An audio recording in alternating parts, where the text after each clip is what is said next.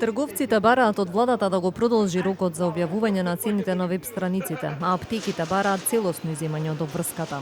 Од Стопанската комора на трговци на големо и мало велат дека особено малите стопанственици се уште се екипираат технички, но и кадровски и бараат повеќе време за изработка на веб страниците.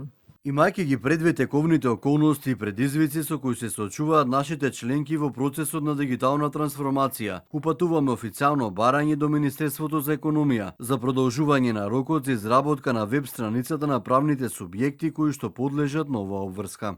Аптеките пак бараат целосно да бидат иземени од оваа обврска.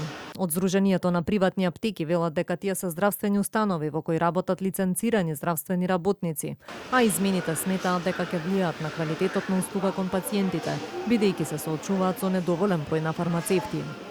Проблемот конкретно е не само во однос на трошоците. Нас фокусот не е на трошоците, колку што е на немањето кадар за давање на здравствена услуга. Значи сите ние се соочуваме со намален број на фармацевти. На некој начин квалитетот на услуга ќе се намали токму заради тоа што ќе немаме доволно време фармацевтите да одвојат за фармацевската грижа и издавањето на лекови. Ние дефинитивно основната улога ни е не само фондовското издавање, значи ние точно дека имаме одредени додатоци во исхрана кои што се дел од терапијата кај пациентите.